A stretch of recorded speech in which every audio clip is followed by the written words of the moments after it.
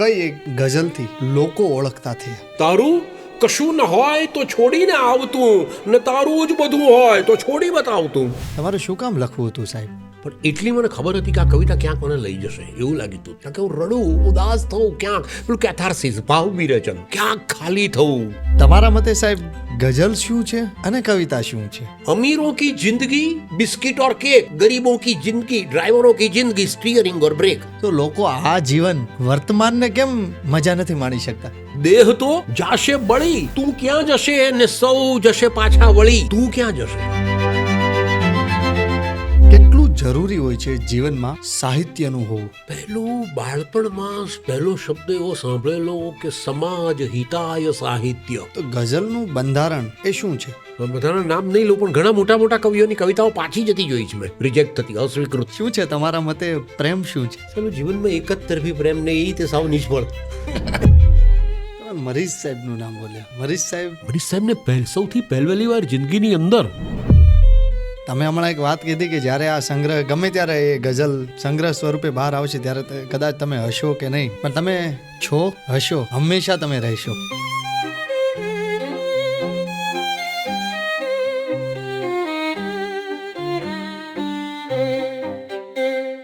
Hello દોસ્તો, જો હજી પણ તમે અમારી ચેનલને સબસ્ક્રાઇબ નથી કરી તો પ્લીઝ તમે અમારી ચેનલને સબસ્ક્રાઇબ કરવાનું નહીં ભૂલતા. આભાર. સાહેબ પહેલા તો કેમ છો? નમસ્તે, ખૂબ સરસ. અહીંયા આવ્યો ને, મળ્યો છું બધાને, આનો આનંદ છે. બાકી બધું તો ઠીક છે. બધું ઠીક છે. તો મારે સવાલ નથી અત્યારે કરવા, બધું સાઈડમાં અત્યારે મૂકી દઉં છું. તો લોકો આ જીવન વર્તમાનને કેમ મજા નથી માણી શકતા? બસ આ એક એ જ્યાં સુધી પેલી મૃત્યુની ખબર ના પડે ને ત્યાં સુધી. એક વખત જીવનમાં મોત આવી જાય, એકવાર મોતની ઝલક મળી જાય, એકવાર જો ખબર પડી જાય કે મરી જવાનો છું, એકવાર જો ખબર પડે કે આ શરીર નાશવંત છે, એક વખત જો ખબર પડી જાય ને કે આ જેને બાળવા આવ્યા હતા એમાં આપણે પણ કોઈક દિવસ બળી જઈએ એમ છીએ. એનો પણ શેર કહું તાજો ગઝલનો. અરે સર, ઇરશાદ ઇરશાદ. હવે કલ્પના કરો કે તમે મૃત્યુ પામ્યા છો. કલ્પના કરો. મૃત્યુ પામ્યા છો, ચિતા ઉપર તમને સુવાડ્યા છે, બધા સગાવાલાઓ ટોળે વળ્યા છે, બધા જ. સ્મશાનની કલ્પના કરજો. ફોન ઉપર આપણે વાતે કરતા હોય છે કે ના બસ કલાકમાં તો બધું પતી જશે, આવી જઈશ. આપણે બધા વાતો પણ તો ચાલતી હોય છે સ્મશાનની અંદર. તો લોકો બધા વાત કરતા હોય, બધા વાતો કરતા હોય છે, અને તમને સુવાડ્યા છે, પણ દેહ છૂટવાની પડે 1-2 સેકન્ડ માટે તમે જીવતા થઈ ગયા. હવે આ બે શેર. દેહ તો જાશે બળી, દેહ તો જાશે બળી, તું ક્યાં જશે. ઓહ, દેહ તો જાશે બળી, તું ક્યાં જશે, ને સૌ જશે પાછા વળી, તું ક્યાં જશે. દેહ તો જાશે બળી, તું ક્યાં જશે, ને સૌ જશે પાછા વળી, તું ક્યાં જશે. ને રોજ પાછો આવતો તો સાંજના, ઓહ, એ ઘરેથી નીકળી તું ક્યાં જશે. ખૂબ દિવસ વિચારવું, પણ આ ખબર પડી જાય ને પછી ઈચ એન્ડ એવરી મોમેન્ટ, પ્રત્યેક શ્વાસ કિંમતી લાગે છે. પછી એવું લાગે છે કે ગઈકાલ ભૂતકાળનો કોઈ અર્થ નથી, યાદોનો કોઈ અર્થ નથી. પછી એવું લાગે છે કે આવતીકાલના સપનાઓનો કોઈ અર્થ નથી, કાલ સવારે નહીં ઊભો થવું તો કોઈ અર્થ નથી. આ એના કરતાં હું આજે આ માણી લઉં. હું તમારી સામે જોઉં છું, તો તમે મારી આંખ સામે જુઓ છો. આ તમે સ્મિત કર્યું, આ તમારો ચહેરો, હોઠ દેખાય, આંખ દેખાય, સ્મિત દેખાય, આની અંદર જે પેલું ધબકી રહ્યું છે એને ચાહી લઉં, એને જીવી લઉં એને જોડે. બસ આ સમજણ જે પળે, જે દિવસે પ્રગટી, જે પળે પ્રગટી, હવે પળે પળને જીવી લઉં છું. હવે આયુષ્ય નથી, હવે આવરદાઓની વાત નથી વિચારતો, રોજે રોજની રોકડી કરી લઉં છું. પેલો મિલ મજૂર હોય છે ને, રોજે રોજની રોકડી કરી મિલ લઉં. મજૂર કરતો હોય છે, રોજે રોજની રોકડી ખબર, બસ રોજ રોજની જીવી લઉં છું. બહુ હળવા થઈ જવાય છે, ભાર નથી રહેતો. ના ભાર નથી રહેતો. પેલા બીપીના પ્રોબ્લેમો બહુ સતાવતા નથી, ઓહ, બહુ મૂંઝવણો સતાવતી નથી. ઈશ્વરનું સ્મરણ કોઈ અપેક્ષા વગર સહજ થાય, જીવી લેવાય. ઘરની 4 દિવાલોને બદલે આ 4 દિશાઓ આપણી દિવાલો છે ઘરની, એમ માનીને જીવતા આવડે. અત્યારે ટેક્સીમાં આવ્યો ને, તો ટેક્સીવાળાને વાલ કરી લીધું. પછી આટલા બધા બિલ્ડિંગો જોતો હતો તો મેં એને મસ્ત કરી મૂક્યું, આ બધી છે ને જો સુધરેલી ઝૂંપડપટ્ટીઓ છે બધી મોટી મોટી. એટલે મારો બંગલો જોયો હતો એટલે મને ખબર હતી કે મિસ્કિન બંગલામાં રહેતો હોય કેવી મોટી વાત લાગે. મને કે આ બધી સુધરેલી ઝૂંપડપટ્ટીઓ છે 10-10 માળની 20-20 માળની. હસ્યો બચારો ખુશખુશાલ થઈને અમે વાતો કરીને છૂટા પડ્યા. ખબર નથી જિંદગીની કઈ પણ આખરી હશે. હા સાહેબ. બસ એટલે જીવી લઉં છું. વાહ વાહ. તમારે શું કામ લખવું હતું સાહેબ? જો મૂળ વાત તો એવી હતી કે હું 6ઠ્ઠા ધોરણમાં પહેલી કવિતા લખેલી અને ઘરની બાજુમાં દેરાસર બંધાતું હતું. 25 ફૂટ ઊંડો પાયાનો પેલો પાયા માટે ખાડો કરેલો, પણ એ ખાડાને પછી પૂરવાનો હોય તો એ લોકો રોજ જે મૂર્તિઓ ઘડે એના પથ્થરોની કરચો એમાં નાખે. અને એ દિવસોમાં 6ઠ્ઠા ધોરણમાં ભણતો હતો ત્યારે સાયકલ ચલાવવાનો શોખ. સાયકલ શીખવું. એક દિવસ સાયકલ સાથે એક ખાડામાં પડ્યો, 25 ફૂટ ખાડામાં. આખા શરીરની અંદર હું વિચારું તમે કેવી રીતના કેમ પડ્યા છો.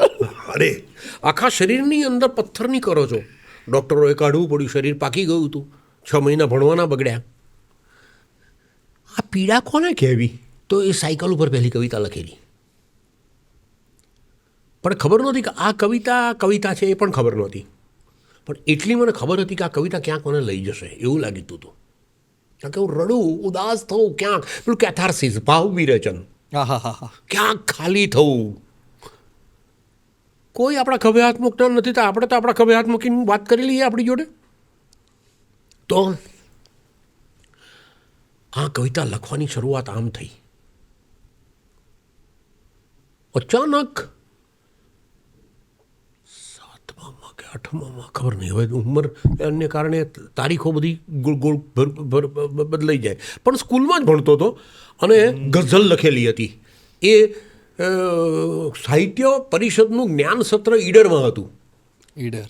અને ગની દહીંવાલાની પહેલી ઓળખાણ થઈ. ગની દહીંવાલાએ પૂછ્યું કે મારી બહેને ઓળખાણ કરાવી કે આ મારો ભાઈ છે ને એને સાહિત્યમાં રસ છે. તો મને જોયું તો એમણે જોયું તો નજર કરી કે ચડ્ડી પહેરેલો એક છોકરો, બુસ્કોટની ચડ્ડીવાળો, જરાક પેલી શું લખ્યું છે તો મેં બોલ્યો કે હૃદયની વેદનાનો આંસુથી અણસાર આપું છું, કથા પૂરી નથી કહેવી, નીતર તો સાર આપું છું. મને કે મારી સામે જોઈને કે આ ગઝલ લખી છે તે, તો ખબર પડી કે આ ગઝલ કહેવાય. મજાની વાત હતી. આ ગઝલ કહેવાય એની ત્યારે ખબર પડી. તડકો અડ્યો પછી ખબર પડી સુરત નામની કોઈ વસ્તુ છે એના જેવું. હવે ગનીભાઈ એમ પછી કે આ જે છે ને આવું કેમ લખ્યું તે, કથા પૂરી નથી કહેવી, નીતર તો સાર આપું છું, સાર, હૃદયની વેદનાનો આંસુથી અણસાર, આવું બધું એને કાફિયા કહેવાય. સમજી ગયો. આપું છું ને એને રદીફ કહેવાય. સારું, તો આ પહેલો જિંદગીની વાત કે આને ગઝલ કહેવાય ખબર પડી. અને કામ તો મારું દયારામ જેવું. દયારામનો એક નિયમ હતો કે રોજ આપણા દયારામ એ રોજ જ્યાં સુધી કવિતાઓ લખી નાખે નહીં ગરબા ગરબી ત્યાં સુધી એમને એમ લાગે કે આ મફતના રોટલા તોડ્યા, એટલે લખી જ નાખે કવિતાઓ. એમાંની ઉત્તમ થાય કે ના થાય એમ અલગ વાત હતી. લખવાની જ. પછી તો આદિલ મંસૂરી પાસેથી જાણ્યું કે આદિલના એક મિત્ર પાકિસ્તાની શાયર જફર ઇકબાલ રોજની એક ગઝલો કે 13 ગઝલો લખે છે, 13-14 ગઝલો રોજની લખી નાખે. તો આ બધાને મેં અહોભાવથી પણ જોતો હતો કે આ લોકોને સરસ્વતી દેવીની કેવી કૃપા હશે કે આટલી બધી ગઝલો લખી શકે છે, આટલી બધી કવિતાઓ લખી શકે છે. પણ લખતો ગયેલો. શારદાગ્રામની સંસ્થામાં 9મું, 10મું અને 11મું ધોરણ ભણવા ગયો. એ વખતે એસએસસી એટલે 11મું ધોરણ હતી. અને સ્કૂલ રેસિડેન્શિયલ સ્કૂલ, રહેવાનું પણ ત્યાં. અમારા પૂજ્ય બાપુજી મનસુખરામ જોબનપુત્રા એ કોઈ પણ આવે એટલે કે આ અમારો કવિ છે, ઓળખાણ કરાવે. તો 1972ની સાલમાં ઉમાશંકરભાઈને મળવાનું થયું. અને ઉમાશંકરભાઈની 3 દિવસ સુધી સાથે રહેવાનું બન્યું. આટલા મોટા કવિના સંપર્કમાં રહેવાનું હોય, જરા ચા પાણીની વ્યવસ્થા પણ આપણે કરવાની હોય, એમને કોઈ સેવા આપવાની હોય, એમને મળાયું નહીં છેલ્લે દિવસે, અને એમણે ચિઠ્ઠી લખી, મેં સાચવી રાખી છે, જોઈ તે મારી પાસે.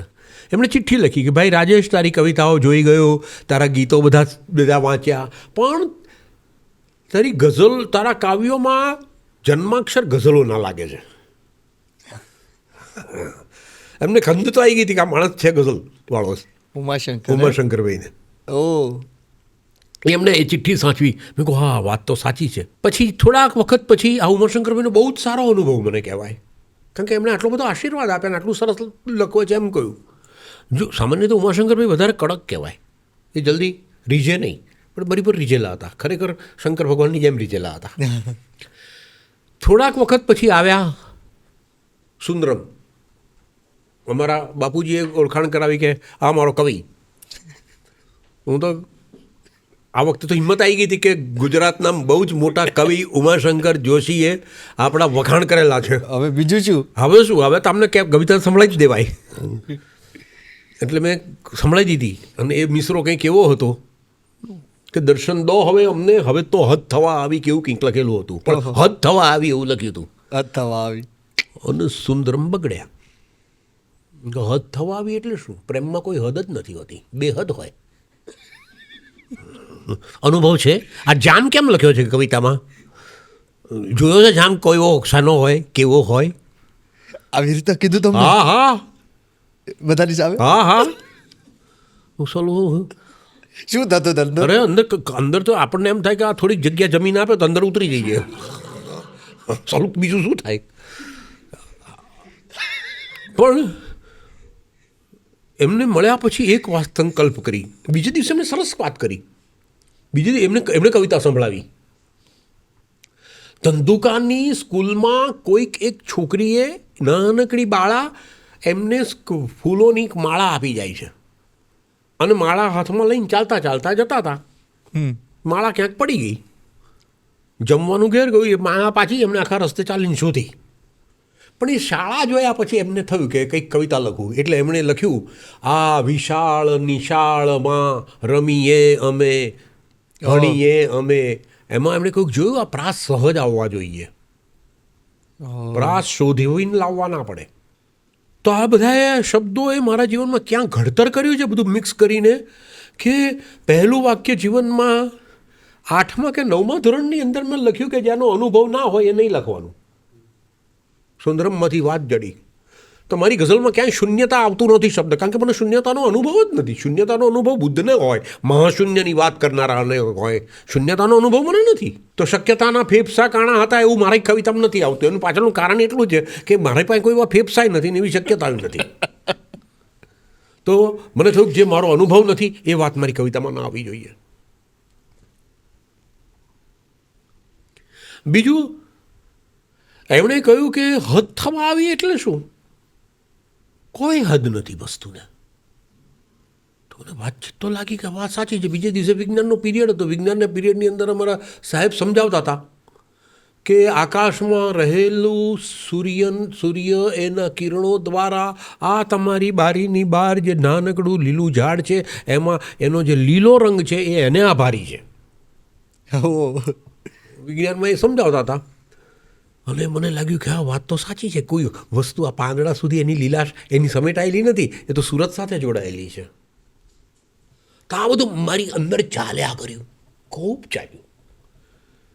એક બાજુ હમણે કહ્યું આ વિશાળ નિશાળમાં, જોયું આ પ્રાસ સહજ આવવા જોઈએ. અને એક બાજુ ગનીભાઈએ એવું કહ્યું હતું કે હું મારી ગઝલો લખતા પહેલાં ઘણીવાર ગઝલોમાં મારો કયો કાફિયા છે, કયો પ્રાસ છે એ શોધી લઉં છું અને પછી એને શોધીને લખું છું. આ બે મારી અંદર યુદ્ધ હતું. એક બાજુ પ્રાસ સહજ આવવો જોઈએ અને એક બાજુ યુદ્ધ હતું કે ના, પ્રાસ શોધી કાઢવા જોઈએ. પછી બધું થવું જોઈએ. આ બે વચ્ચે મને પહેલી વાર ખબર પડી કે હું જે લખું છું એ કવિતા નથી, જોડકણા છે. આ તો બધું વિચારું છું ને લખાય છે. તો વિચારોના ચોસલા એ કવિતા નથી. તો લખાતું ગયું. ફરી પાછા દયારામની જેમ રોજે રોજ ગઝલો તો લખતો હતો જ.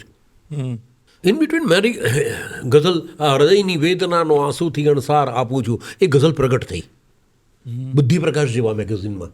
યશવંત શુક્લાએ પ્રગટ કરી, મધુસૂદન પારેખે પ્રગટ કરી.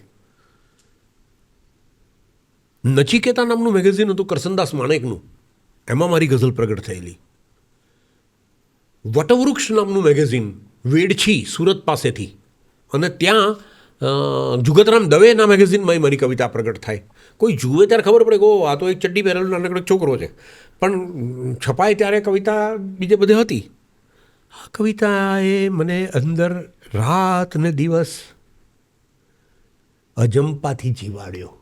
ઓ સાહેબ, રાતોની રાતો જાગ્યો છું, સવારોની સવારો પડી ગઈ છે, બેસી રહ્યો છું, ખાલી થઈ ગયો છું. એ ક્યારે મોકલે છે કવિતા એની રાહ જોઈ રહ્યો છું, અને ક્યારેક લખાઈ ગયું છે. ઓલો સૂર્યપ્રકાશ ને આ લીલા છે. લીલા છે. ગઝલ લખતો હોય. કદાચ મારો હવે અત્યારે 11મો અને 12મો સંગ્રહ પ્રગટ થઈ રહ્યો છે. જી જી, મેં આમાં આજે મેન્શન એ જ કર્યું છે, મારે એમના વિશે બહુ વાતો કરવી છે. હા, તમારા મતે સાહેબ ગઝલ શું છે અને કવિતા શું છે? બહુ આમ સામાન્ય તુચ્છતાથી વાત ચાલુ કરું. સાહેબ આશીર્વાદ છે આ તો, તમે જે પણ બોલશો. બાળપણમાં સ્કૂલની અંદર શીખ્યો તો ક કમળનો ક, ખ ખડિયાનો ખ, ગ ગણપતિનો ગ.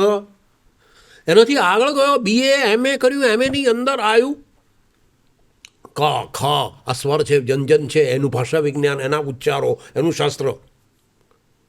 ઉપાસનાની દુનિયામાં પ્રવૃત્ત થયો અને ખબર પડી કે ઓ આ ક ખ ગ ઘ ચ છ જ જ ટ ઠ ડ ઢ ણ ત થ ધન પ ફ બ ભ મ ય ર લ વ શ ષ સ અળક્ષજ્ઞ, આ બધું જે છે એ તો માતૃકાઓ છે. અને આ માતૃકાઓના પ્રત્યેક શબ્દના સ્વર છે, એના સ્પંદનો છે, એના ઉચ્ચારો છે. એના ઉચ્ચારો જુદી જુદી રીતે કરવાથી શરીરની અંદરથી જુદી જુદી રીતે વાયુ અને એના સ્પંદનો થડકારા ઉત્પન્ન થાય છે. આ મંત્રો એની સાથે જોડાયેલા છે. મંત્રનું વિજ્ઞાન તરફ ચાલ્યા ગયો. એની સાથે નાદોપાસના છે. જો આપણે ભીમસેન જોશીને સાંભળીએ છીએ, મલ્લિકાર્જુન મંસૂરને સાંભળીએ છીએ, હા, બાલા મુરલી કૃષ્ણને સાંભળીએ છીએ, તો આપણને એમ લાગે છે સમજાતું ના હોય તો પણ કેવી સરસ મજા આવે છે. આ નાદોપાસના છે, આ સ્વરોપાસના છે. તો ક ખ ગ ઘ થી થયેલી કવિતા ક્યાંક લઈ જાય છે અજવાળામાં જિંદગીના. અમીરોं की जिंदगी बिस्किट और केक, गरीबों की जिंदगी ड्राइवरों की जिंदगी स्टीयरिंग और ब्रेक. આવી શાયરી રિક્ષાની પાછળ મેં વાંચી હતી.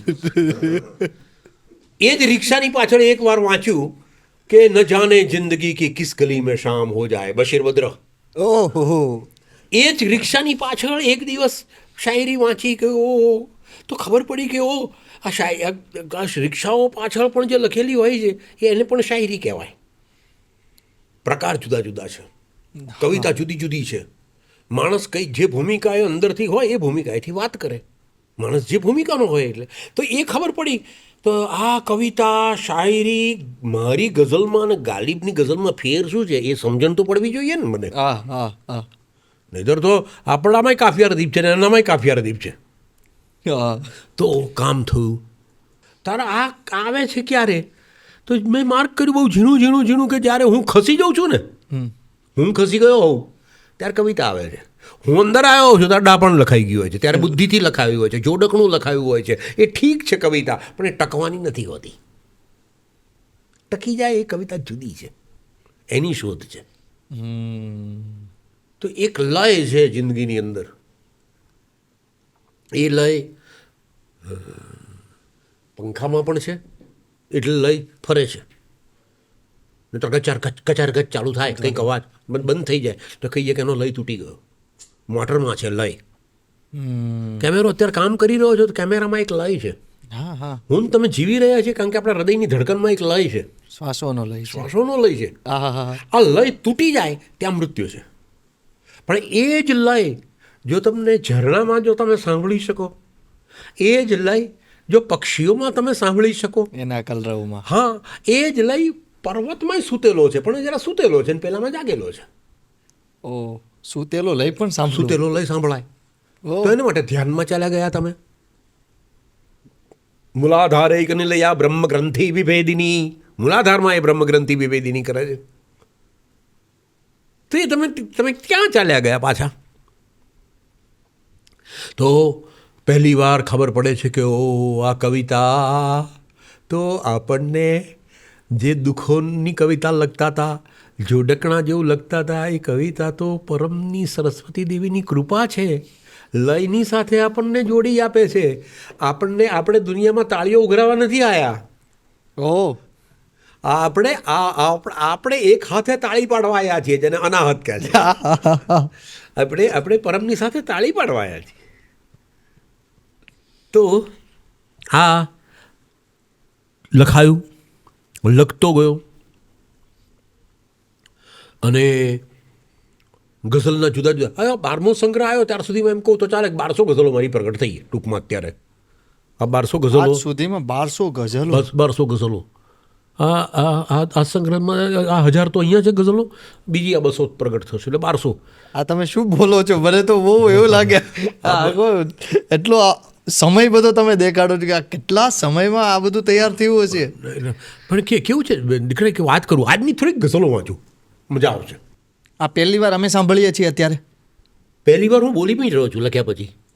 ઓહ, હવે એક કેવો તમને અનુભવ, એક જ રાતમાં કેટલા બધા સ્તરેથી ગઝલો આવી, કેટલી બધી.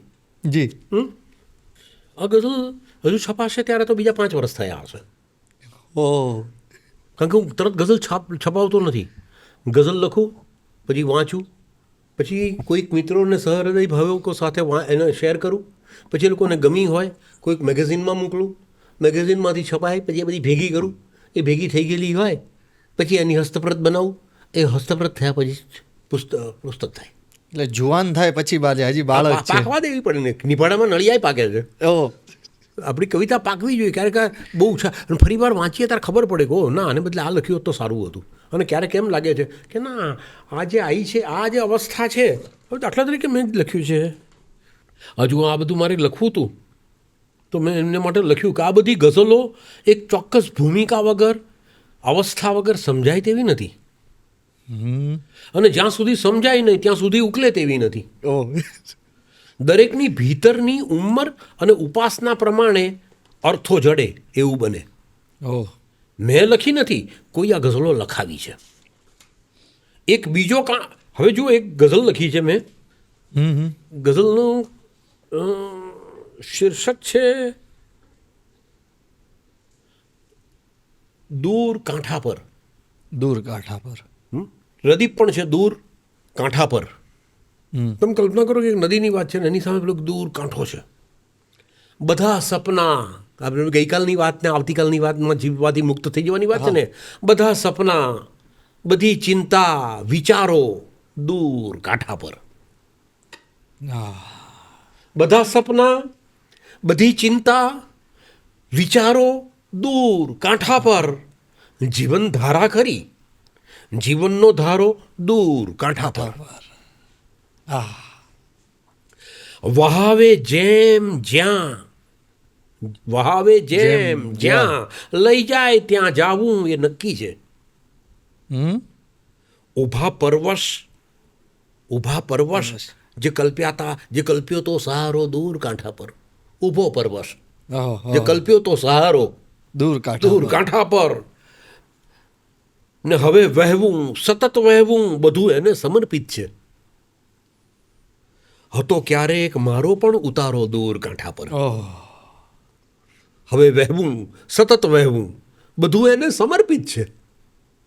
હતો ક્યારેક મારો પણ ઉતારો દૂર કાંઠા પર. અહીં હોવા પણ હું માણી રહ્યો છું સર્વ ભૂલીને. અહીં હોવા પણ મારા બીઇંગને, મારા ડુઈંગમાંથી નીકળી ગયો છું. હવે હોવા પણ હું માણી રહ્યો છું સર્વ ભૂલીને. હતા સુખ દુઃખના જાણે કે પ્રકારો દૂર કાંઠા પર. ક્યા વાત. સભર લહેરાય છે હર્ષવાસ પૂનમ ને અમાસોમાં. સભર લહેરાય છે હર્ષવાસ પૂનમ ને અમાસોમાં. કહેવાય છે કે પૂનમમાં ભરતી, અમાસમાં ઓટ. દિવસમાં 2 વખત, એકવાર પૂનમ, એકવાર ભરતી આવે છે ને એક દિવસ ઓટ. એક દિવસમાં બપોરે 12 વાગે ને રાત્રે 12 વાગે. એ પણ પૂનમ ને અમાસ હોય છે. પૂનમ અને અમાસના દિવસે ગાંઠપણના પ્રકારો પણ વધારે હોય. ઘરડા માણસ હોય ત્યારે આપણે કહીએ છીએ કે ભાઈ આ અમાસ કાઢી નાખે તો સારું. ઓહો. જો આ પૂનમ ને અમાસો બે કેટલા બધા અર્થો ધરાવે છે જીવનની અંદર. તો હવે હતાશ સભર લહેરાય છે હર્ષવાસ પૂનમ ને અમાસોમાં. હવે પૂનમની કે અમાસની અસર નથી થતી, હવે હું લહેરાઉં છું પૂનમ મસ્તીથી.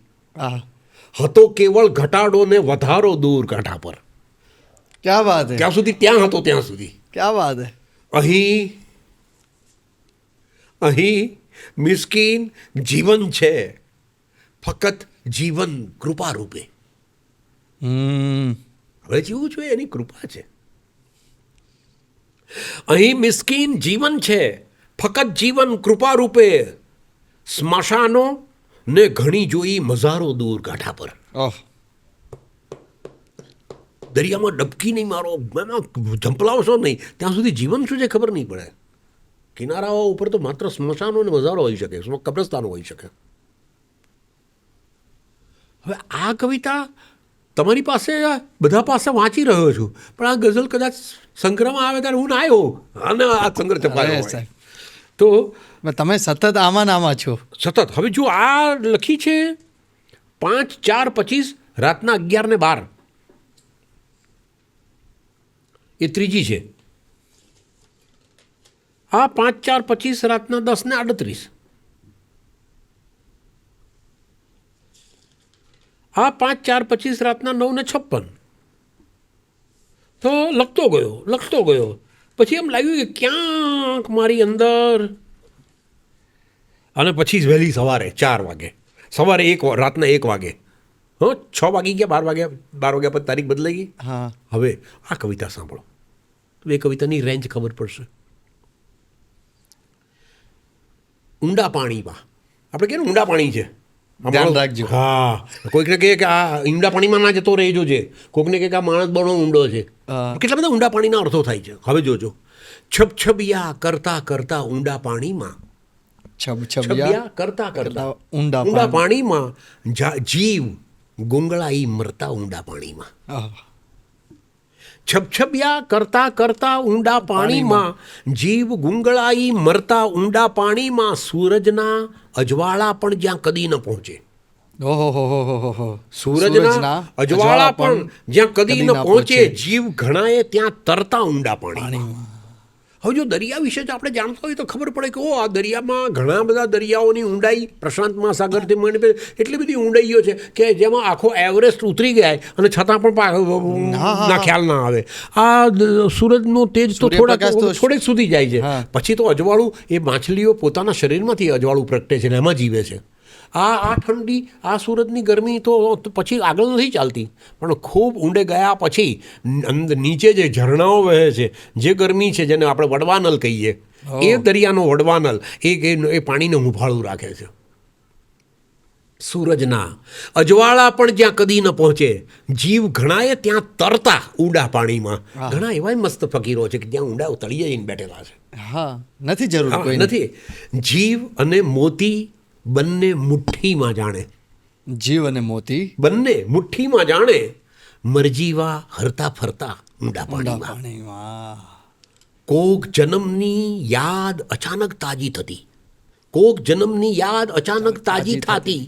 સેલ્ફ રિમેમ્બરન્સ એ જો હું કહીએ છે ને, પાછળનો જન્મ કંઈક યાદ આવે છે જિંદગીની અંદર. કોક જન્મની યાદ અચાનક તાજી થતી. જીવ ઝાંઝવાના સરતા ઊંડા પાણીમાં. ને તરસ્યા એ જ ભેદ સંસાર અને સૃષ્ટિનો જાણે. એ જ માણસો સૃષ્ટિનો અને સંસારનો ભેદ જાણી શક્યા છે. એ જ ભેદ સંસાર અને સૃષ્ટિનો જાણે. કાંઠે જઈ પાછા ફરતા ઊંડા પાણીમાં. જે વારંવાર કાંઠે ગયો છે, પાછો આવ્યો છે, પાછો કાંઠે ગયો છે, પાછો આવ્યો છે. એને ઓચિંતી ખબર પડે છે કે જેને આપણે સંસાર કહ્યો છે અને જેને આપણે સૃષ્ટિ કહીએ છીએ, બે અલગ નથી. મુક્ત થઈને ડિટેચ થઈને જોઈએ ત્યારે સૃષ્ટિ લાગે છે, અને જ્યારે એટેચ થઈને જોઈએ છે ત્યારે સંસાર લાગે છે. બે વસ્તુ એક જ છે. અને હવે તરસ્યો ને રસહીન શુષ્ક મિસ્કીન લાગતો. તરસ્યો ને રસહીન શુષ્ક મિસ્કીન લાગતો. ધ્યાન પરમનું જે ધરતા ઊંડા પાણીમાં. તો આવી કવિતાઓ એક રાતમાં ક્યારેક આવી ગઈ, મેં લખી દીધી. પણ મને મજા એ આવે છે કે જીવું છું એ લખું છું. જીવો છો એ લખો છો હે? એટલે બે કવિતાઓને હું મારી કવિતાઓને બે ભાગમાં પાડી નાખું છું. એક કવિતાઓ એવી છે જેમાં પહેલાં જીવાયું અને પછી લખાયું. ઘણી કવિતાઓ એવી છે જેમાં પહેલાં લખાયું અને પછી જીવાયું. પછી જીવાયું. પણ આ જીવ છે તમારો. જી. તમે હમણાં એક વાત કીધી કે જ્યારે આ સંગ્રહ ગમે ત્યારે એ ગઝલ સંગ્રહ સ્વરૂપે બહાર આવશે ત્યારે કદાચ તમે હશો કે નહીં, પણ તમે છો, હશો, હંમેશા તમે રહેશો. એની હું આવું બધું સારું લાગે છે સાંભળવું. પણ તમે ઉમાશંકરને કેટલા યાદ કર્યા સવારથી અત્યાર સુધીમાં? ગાલિબને કેટલા યાદ કર્યા? ટાગોરને કેટલા યાદ કર્યા? સૌ પોતાનું કામ એમના હયાતીમાં ના છોડી જાય. હા હા હા. એમની હયાતીની અંદર એનું મૂલ્યાંકન ના થાય. એમની હયાતીમાં એની કોઈની એ લોકો પોતે માણી ના શક્યા હોય તો આપણા ગયા પછી તો આપ મુએ સબ ડૂબ ગઈ દુનિયા. પણ હા, કોઈકને અજવાળું આપે, કોઈકના જીવનમાં એ બારી ખોલી આપે તો એ મોટું કામ થઈ જાય. એ કબીરના શબ્દો કામ કરી શકે, નરસિંહ મહેતાના શબ્દો કામ કરી શકે. આપણી અંદર એવું એ કંઈક ચણખાઓ પ્રગટે એવી પ્રાર્થના મા સરસ્વતીને કર્યા કરવાની, પેલા ઉપરવાળા અવકાશ તત્વને પ્રાર્થનાઓ કર્યા કરવાની, કલમને આ 1.5 રૂપિયાની કલમને પ્રાર્થનાઓ કર્યા કરવાની કે તું મને એવું કંઈક લખતા શીખવાડ તો મજા આવે. કોક વાર એવું મુક્તક લખાયું, જો ખલીલ સાહેબની સાથે ગયો છું ભરૂચના મુશાયરામાં, ભરૂચની સિવિલ હોસ્પિટલના મુશાયરામાં. ભરૂચની સિવિલ હોસ્પિટલમાં મેં કહ્યું કે એક મુક્તક લખું છું, સંભળાવું છું.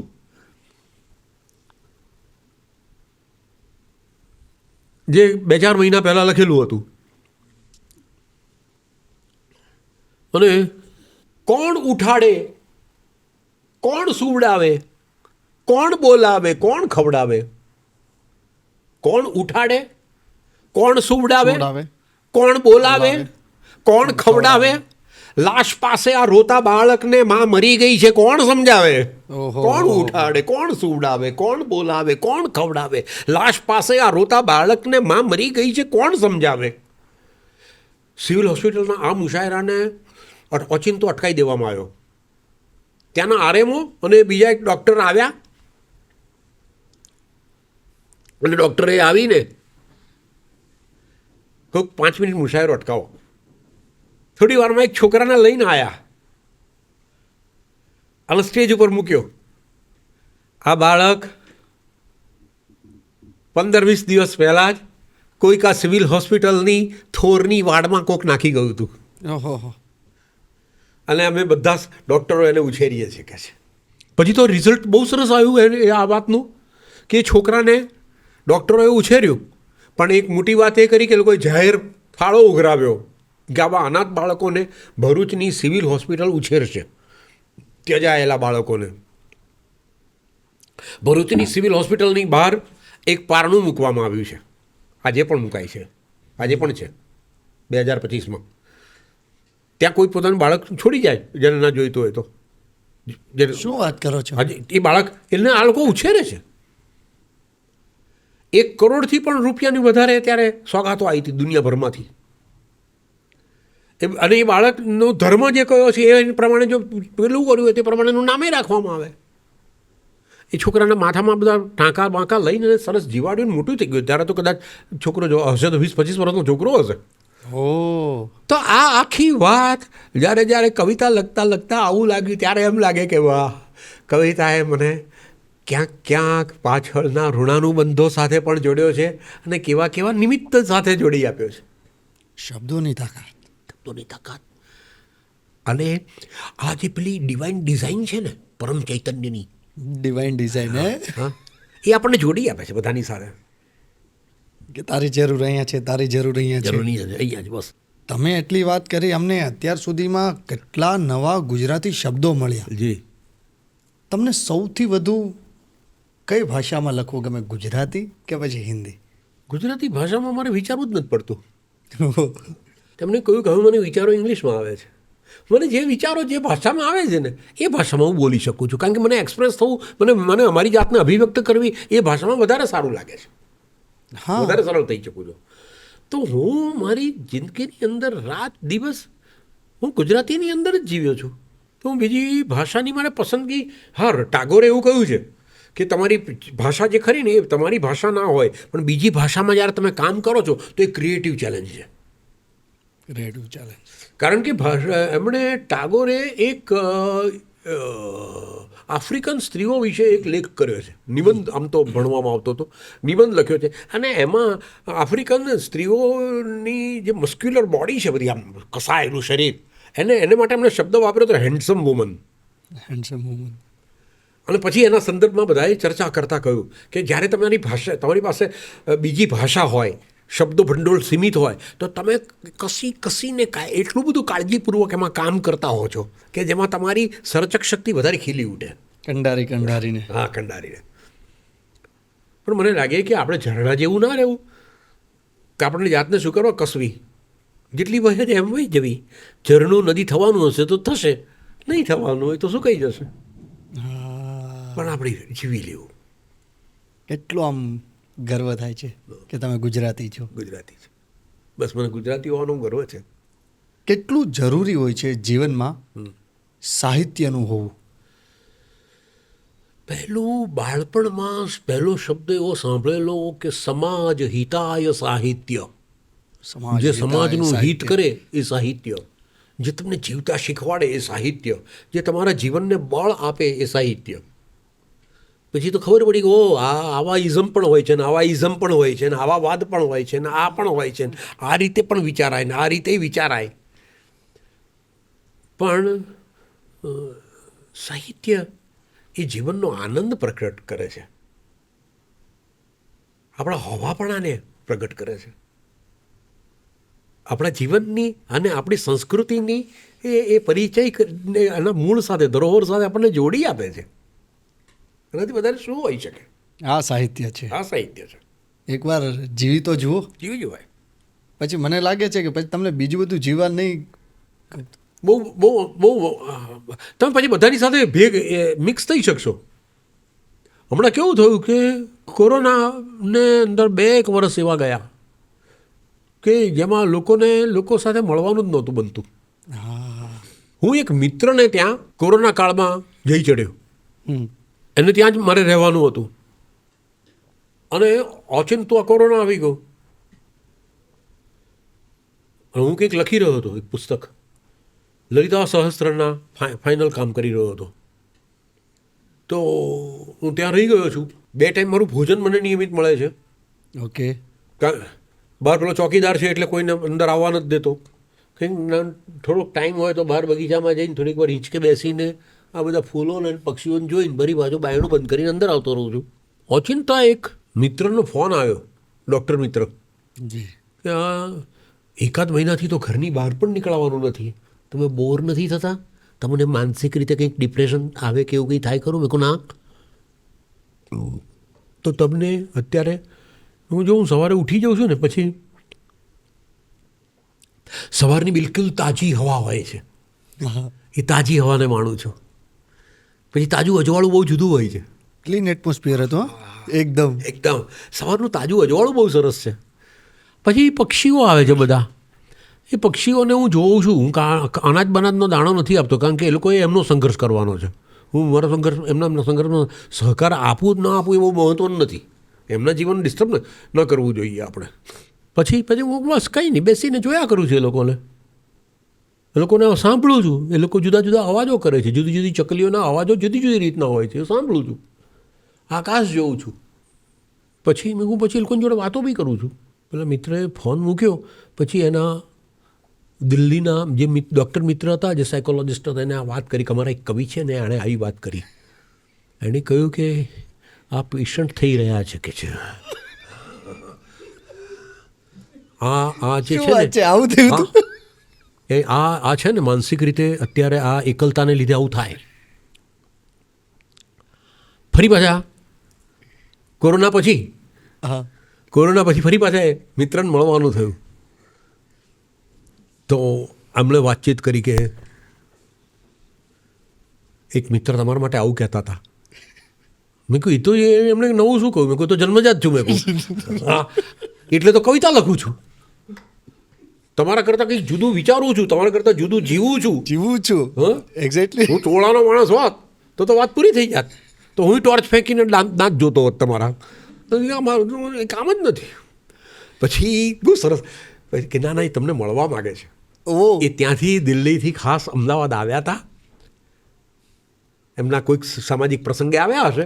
પછી ખાસ એક દિવસ કહી ગયા, ખાસ મળવા આવ્યા. મને કે તમે આ બધા સાથે વાતચીત કરો તો શું વાત કરો? મેં કહ્યું જો તમને એક બહુ સરસ વાત કરું. એ મળવા આવ્યા હતા તમને? તમને ખ્યાલ છે કે વૃક્ષો તમારી લાગણીઓ સમજે છે? વૃક્ષોની સાથે તમે વાત કરી શકો છો. તમે ઘરની અંદર એક નાનકડું પાંદડાનું જે વેલ વાવી હોય છે, એ વેલ જીવતી છે. તમને ખબર છે? જગદીશચંદ્ર બોઝને તો વાંચેલા છે ને. મેં કહું જગદીશચંદ્ર બોઝે કહ્યું હતું કે વૃક્ષોમાં જીવ છે. આટલું તો તમને ખબર છે ને? કે હા, એ વૃક્ષોને લાગણી પણ છે. એ વૃક્ષોની સાથે તમે જોડાઈ શકો છો. અને આ વાત હું એટલા માટે કહું છું કે માં આનંદમયી માતાએ એકવાર પ્રવાસ કરતા હતા, અને પ્રવાસ કરતાં કરતાં એમણે એક જગ્યાએ ઊભી રખાવડાવી મોટર, અને કહ્યું કે આ બે વૃક્ષો છે ને ગયા જન્મના ઉપાસકો છે. બે વૃક્ષો પાસે ઉગેલા હતા. હજુ એનાથી વધારે વાત કરું તો મારી ઘણા વર્ષો પહેલાં રોજ સાંજે, અઠવાડિયામાં 2-3 દિવસ સાંજે અમારા ઘરથી થોડેક જ દૂર પાલડી પાસે અશ્વિની ભટ્ટ નામના લેખકનું ઘર, બહુ જાણીતા સરસ. અશ્વિનીભાઈને ઘેર સાંજે જવું, ચા પીવું, થોડી વાર બેસું 1-8 કલાક. એ લખતા હોય તો પછી નીકળી જવું, પણ એમ બેસીને વાત કરીએ. તો મેં એમની સાથે વાત કરેલી હતી કે આ બધા ને એમની પોતાની ભાષા છે. આપણે નથી જાણતા. એ લોકોને એમની પોતાની ભાષા છે. તો જે ઓથાર, અંગાર આવી વાર્તાઓના જે લખેલો છે, હા, એ માણસે મારી સાથે એટલા લાગણીથી કહ્યું કે એમાં મિસ્કીન એવું છે કે આ મારા ઘર બારીની બહાર જે આ લીંબુડી છે ને, એ લીંબુડી ઉપર હું પાન ખાઈને રોજ એની પર પિચકારીઓ મારું છું. અને મારાથી એક દિવસ કહ્યું કે કંઈ લીંબુ જ નથી આવતું આટલા વર્ષોથી. તો એણે કહ્યું કે તમે તો રોજ મારી પર થૂંકો છો, હું તમને શું ફળ આપું? તો કે મેં બીજે દિવસે સવારના પહોરમાં ઉઠી અને પાણીથી આખી લીંબુડી ધોઈ. એમ કે કોઈ માને કે ના માને, એ વર્ષે લીંબુ આવ્યા. તો શ્રદ્ધા ન હોવી છે, જલન સાહેબ કહે છે, એમ પુરાવાની શું જરૂર છે? આ વાત આખી એવી થાય છે કે તમે કોને કણદી સાથે જોડાઈ શકો છો. ભાવ મહત્વનો છે, ભાષા મહત્વની જ નથી. ભાષા છે ત્યાં બંધારણ છે. ભાષા છે, બાકી તો ભાવ જ છે. ભાવ છે. તો ગઝલનું બંધારણ એ શું છે? હા, પછી ખબર પડી કે ગઝલ લખતા ગયા તો કાફિયાની ખબર પડી. સવાર બહાર પુકાર ઇંતજાર, જવાબ નકાબ ગુલાબ, હિસાબ, નિકટ વિકટ, આ બધું જે બધા કાફિયા છે, એક સરખા પ્રાસ છે. પછી પેલા જે છે એ રદીફ છે, અનુપ્રાસ છે. રદીફ છે. આ પ્રાસ અને અનુપ્રાસ, રદીફ, કાફિયા અને રદીફ હોવા જોઈએ. પહેલો શેર છે એમાં મતલા છે, એટલે પહેલાં 2 શેરમાં 2 પંક્તિઓ સરખી હોય એટલે મતલા કયો. છેલ્લા શેરમાં કવિનું નામ આવે એટલે એને મકતા કયો. એમ ધીરે ધીરે ખબર પડતી ગઈ બંધારણનું. પછી ખબર પડી કે આ લગાગા એવા પણ બંધારણ છે. લઘુ અને ગુરુનું બંધારણ છે. તો એનો હું બધો શ્રેય મારી જિંદગીનો આપું છું કુમાર મેગેઝિનને. હું કુમાર યુનિવર્સિટીનો વિદ્યાર્થી છું. કારણ કે કુમાર કાર્યાલયમાં ત્યારે વચુભાઈ રાવત, ધીરુભાઈ પરીખ, પિનાકીન ઠાકોર એ બધા બેસતા. અને તમારી કવિતાની અંદર લઘુ ગુરુ છે કે નહીં, તમારી રચના પ્રાસાદિક છે કે નહીં, તમારી કવિતા સમજાય એવી છે કે નહીં, તમારી કવિતાની અંદર કાવ્ય તત્વ કેટલું છે, એની ચર્ચાઓ થાય અને સાંભળવાની. તમારી કવિતા વાંચતા હોય તો તમારું નામ ના બોલે. બધાની કવિતાઓ લઈ લીધી, ભેગી કરીને પછી એક બચુભાઈ રાવત વાંચે. આમ હાથ કરી દે, કારણ કે એમને થોડુંક આંખે જરા જોવામાં પેલું હતું, એ આંખ કરીને પછી વાંચે. અને પછી આપણને તો ખાલી આપણું મન છે, આપણું મન થોડીક આ કવિતા ફલાણાની લાગે છે, ચંચળ. હા, પણ ના, એ તરત પાછા કવિતાના મૂળમાં ચર્ચામાં આવે. એ ચર્ચાઓ કરતાં કરતાં કરતાં ખબર પડી કે કવિતામાં શું હોવું જોઈએ ને શું ન હોવું ના જોઈએ. હોવું જોઈએ. ઓ બધાના નામ નહીં લઉં, પણ ઘણા મોટા મોટા કવિઓની કવિતાઓ પાછી જતી જોઈ છે મેં, રિજેક્ટ થતી, અસ્વીકૃત. કેમ અસ્વીકૃત કરી? કે આ શબ્દ અહીંયા ના ચાલી શકે, આ કવિતાની અંદર ભાવક પ્રવેશી નહીં શકે. ત્યારે ધીરે ધીરે ધીરે ધીરે ખ્યાલ આવ્યો કે આની અંદર લઘુ અને ગુરુનું બંધારણ છે. પછી એ ખબર પડી કે એક મિશ્રાને સાની મિશ્રો કહે છે, બીજા મિશ્રાને ઉલા મિશ્રો કહે છે. પછી ખબર પડી કે કવિતાની અંદર આટલા આટલા ગુણો હોવા જોઈએ. પછી ખબર પડી કે વિચાર પ્રધાન ગઝલો હોય છે, ભાષા પ્રધાન ગઝલો હોય છે, મિશ્ર ગઝલો હોય છે. પછી ખબર પડી કે જે ગઝલોની અંદર જે છે એ ગઝલોની અંદર રજૂઆતની ગઝલો જુદી હોય છે. ગઝલો રજૂઆત કરી શકે, ઘણી ગઝલો તમે મેગેઝિનમાં વાંચી શકો, પ્રિન્ટ થયેલી વાંચી શકો, એટલે રજૂઆત ના કરી શકો. પણ ના રજૂ કરો તમને ફેલ જાઓ. તમને એમ લાગે કે આનું પઠન ના થઈ શકતું હોય, પઠન કરવામાં અઘરી હોય. આવા તમને આજે ફર્સ્ટ ટાઈમ પ્રોપર ખબર પડે છે સાહેબ હા, કે અમુક એવી ગઝલો હોય છે કે જે ખાલી વાંચી શકો છો. વાંચી શકો છો, તમે પઠન કરી શકો છો. રજૂઆત કરવા જાઓ તો ઓડિયન્સમાં ફેલ જાઓ અને તમને રજૂ કરવી એ મજા ના આવે. અને ઘણી ગઝલો એટલી બધી સરસ હોય છે, એટલો બધો સરસ છંદ હોય છે કે તમે વાંચો, એની સાથે બોલો અને તમને મજા આવે સરળતાથી. તો ખબર પડી કે ગઝલો બે પ્રકારે લખાય છે. ગઝલો પણ અંદર મનોમન આપણે જોવા જઈએ તો છપાયેલી ગઝલોની અંદર પણ એક વાંચી શકાય એવી હોય છે ગઝલો. માત્ર વાંચવાની છે, એકાંતમાં ગણગણવા જેવી ગઝલો છે, એક મહેફિલમાં માણવા જેવી ગઝલો છે. મહેફિલમાં માણવા છે. પછી ધીરે ધીરે ધીરે ધીરે આપણને ખબર પડે છે કે આ બધી કવિતાઓ ખરી, પણ આ ટકવાની કેટલી આ કવિતા? લોકોની વાહવા એ સાચું માપ નથી. ક્યારેક બહુ જ સારી લાગેલી કવિતાઓ કે બહુ વખણાયેલી કવિતા ફરી થોડાક વર્ષો પછી વાંચીએ ત્યારે આપણને નકામી લાગે. કાં તો આપણા મનનું સ્તર બદલાયું હોય છે, કાં તો એ કવિતાને આ જ ભૂમિકાએથી આટલી જ સમજવા જેટલી હતી એવું લાગે.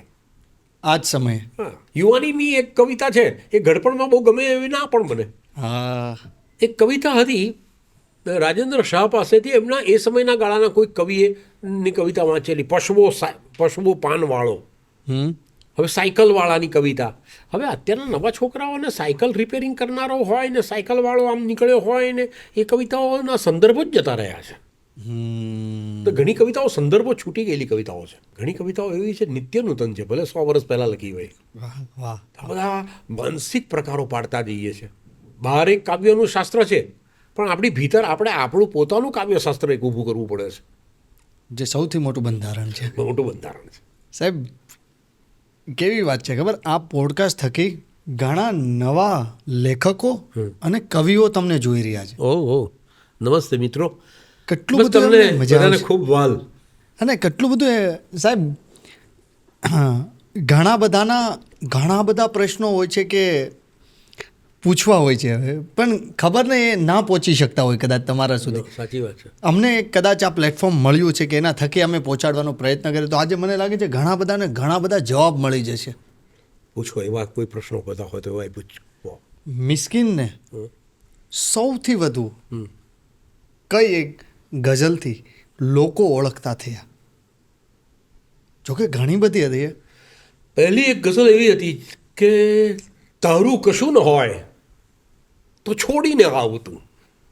તારું કશું ન હોય તો છોડીને આવતું, ને તારું જ બધું હોય તો છોડી બતાવતું. અજવાળું જેના ઓરડે તારા જ નામનું, હું એ જ ઘર છું એ જ ભલે ને ના આવતું. પહેર્યું છે એ તું જ છે, ઓઢ્યું છે એ તું. પહેર્યું છે એ તું જ છે, ઓઢ્યું છે એ તું. મારો દરેક શબ્દ તું, મારો સ્વભાવ તું. સુરત પાસે ઉદવાડા ગામની અંદરનો પેલો પારસીઓનો પ્રસંગ. સાકરની જેમ ઓગળી જઈશ હું પણ. સાકરની જેમ ઓગળી જઈશ હું પણ. પારસીઓ આવ્યા હતા ઉતરવા આ દેશના થઈને, અને પેલા રાજાએ કહેવડાવ્યું કે અહીંયા તો જગ્યા જ નથી. આહાહાહા. અમે તો હા, એટલે એમણે છલકાતો કટોરો મોકલાવી દીધો. પારસીઓ એટલા સરસ હતા કે એમણે વાહ એમાં ભાઈ. સાકર મોકલી કે અમે જેમ સાકર ઓગળી જાય ને એમ અમે ભળી ઓગળી જઈશું. સાકરની જેમ ઓગળી જઈશ હુંય, પણ છલકાતો કટોરો ભલે ને મોકલાવતું ને મિસ્કીન 7 દરિયા કરી પાર એ મળે એ રેખા હથેળીમાં નથી તો પડાવતું. તારું કશું ન હોય તો છોડીને આવતું ને તારું જ બધું હોય તો છોડી બતાવો તું. વાહ વાહ વાહ, ક્યાં આ વાત. ગઝલ આ ગઝલથી કેમ કહું તો ચાલે કે લોકોના હૃદય સુધી પહોંચી જવાયું, લોકો સુધી પહોંચાયું. જેને આ ગઝલને ન્યુયોર્કની અંદર કોઈક મેગેઝિને ઇંગ્લિશમાં ટ્રાન્સલેટ કરી, આપણા અકાદમીથી જ, દિલ્હી અકાદમીથી જ પ્રગટ કરી, અને અરબી ભાષામાં પહેલી વાર આ ગુજરાતી ગઝલ ટ્રાન્સલેટ થઈ. ઓ એ રીતે ત્યાં ન્યુયોર્કમાં જ. એટલે આવું આ ગઝલે મને નામના અપાવી, પ્રતિષ્ઠા અપાવી. પછી ગઝલો લખ તો ઘણી બધી ગઝલો મુશાયરાઓમાં હતી. એક ગઝલ કેવી છે, વાહ. આ ગઝલ એવી છે, જિંદગીની મિત્રો કે રોલ્સ રોય ગાડી વિશે તમે જાણતા હશો, એની હેડલાઇન પણ તમને કદાચ ખબર હશે. રોલ્સ રોય મને જેમ ગઝલમાં મરીઝ ગમે, ગાલિબ ગમે, એમ એડવર્ટાઇઝિંગ ફિલ્ડની અંદર ડેવિડ ઓગિલવી ગમે. ડેવિડ ઓગિલવીને માટે તેનું ઇંગ્લિશ શીખ્યો છું. એટલે એનું આત્મકથા બ્રેડ બ્રેન બિયર એ વાંચી નાખ્યું છે ગઝલની જેમ. ગઝલની જેમ. ગઝલની આખું આમ એક એક અક્ષર પાડી પાડીને રાતોની રાતો જાગીને વાંચ્યું છે. તો મજા એ આવી કે બાળપણમાં ડેવિડ ઓગિલવી એમના પિતાની સાથે સિગરામમાં બેસીને જાય છે, ખબડાયાવાળા રસ્તાઓ ઉપર અમેરિકામાં ક્યાંક, હા હા. અને એમના પિતાની ઘડિયાળ જોયા કરે છે, અને ત્યારે એમને વિચાર આવે છે કે આ ઘડિયાળની અંદર એક સેકન્ડ કાંટો કેમ ચૂપચાપ ફર્યા કરે છે, કેમ અવાજ નથી કરતો. પછી એ જ્યારે કાન ઉપર મૂકે છે રાત્રે, ત્યારે એમને સંભળાય છે કે ના કરે છે, અવાજ તો કરે છે. ખૂબ શાંતિ હોય તો જ અવાજ કરે છે. આ વાત તો વર્ષો થઈ ગયા. હવે તો ડેવિડ ઓગિલવી O&M કંપનીના માલિક છે. હવે તો મિલિયન બિલિયન ટ્રિલિયન ડોલરોની અંદર એમની કંપનીઓના આટલું વર્લ્ડ ફેમસ થઈ ગઈ. આ ઓગિલવી જ્યારે રોલ્સ રોયની હેડલાઇન લખે છે ત્યારે લખે છે કે આ રોલ્સ રોય ગાડી એવી છે કે જેમાં 60 માઇલની સ્પીડ ઉપર ગાડીમાં માત્ર એક જ અવાજ આવે છે, અને એ છે સેકન્ડ કાંટાનો. જરાય અવાજ કરતી નથી આ ગાડી. જો બાળપણના સંસ્કાર ક્યાં બહાર આવે છે, કયું કામ કરે છે, ક્યાંથી ક્યાં. મારી આ એક ગઝલમાં પણ બાળપણના સંસ્કાર પડેલા છે. પહેલો એક ગઝલ બોલું પછી વાત કરું. જી સાહેબ પ્લીઝ. દેરી મંદિર શોધી શોધી લોક નિરંતર ફર્યા કરે છે. દેરી મંદિર શોધી શોધી લોક નિરંતર ફર્યા કરે છે. રોજ રોજ સરનામું બદલી જાણે ઈશ્વર ફર્યા કરે છે. રસ્તા જોયા, વાહન જોયા, વિચારને પણ જોતા શીખ્યો. ઓહો, ક્યાં ખૂબ. મારી માતા બિલકુલ અભણ સ્ત્રી, સૌરાષ્ટ્રની બિલકુલ અભણ સ્ત્રી, પણ એનો છોકરો ભણે છે એનો આનંદ. એટલે મને સ્કૂલે મૂકવા આવે, અમદાવાદની CN વિદ્યાલયમાં મને મૂકવા આવે રોજ, અને કાયમ 5મા ધોરણમાં હતો. મને કે હું તને રોજ ક્યાં સુધી રસ્તો ઓળંગાવીશ, તું જાતે જ રસ્તો ઓળંગતા શીખ. મિત્રો, રસ્તો ઓળંગવો જિંદગીમાં પહેલી વાર હોય ને બહુ અઘરો હોય છે. મોટર આવે, સ્કૂટર આવે, રિક્ષા આવે, મોટર આવે, સ્કૂટર આવે, ફરી પાછી ટ્રક આવે, ફરી પાછી કઈ ખબર ના પડે. મને જબરજસ્ત ક્યાંકથી ફરી પાછું કોઈક સાયકલવાળો આવી જાય, કોઈક એટલું બધું વાહન ચાલ્યા જ કરતા હોય. એ બધાની અંદર જિંદગીમાં પહેલી વાર રસ્તો ઓળંગ્યો તો અડધો રસ્તો ઓળંગીને એની માતાની સામે હું જોતો હતો કે બા, એને મને કહ્યું બહુ સરસ, એવી રીતે હવે બાકીનો અડધો રસ્તો ઓળંગ. મેં બાકીનો અડધો રસ્તો ઓળંગ્યો. હવે તો રોજનું થઈ ગયું. રોજ આ બાજુ ઊભી રહે અને મારે રસ્તો ઓળંગીને સામે જવાનું. હું માને પહેલી ગુરુ ગણું છું. ગુરુ એ બીજી માં છે. માં એ પહેલી ગુરુ એટલા માટે છે કે એ તો સાવ અભણ, પણ એ છોકરાઓને જે સંસ્કાર આપવાનું કામ કરે છે માં કરે છે. બીજા કોઈની તાકાત નથી. તાકાત નથી, એ માં જ કરી શકે.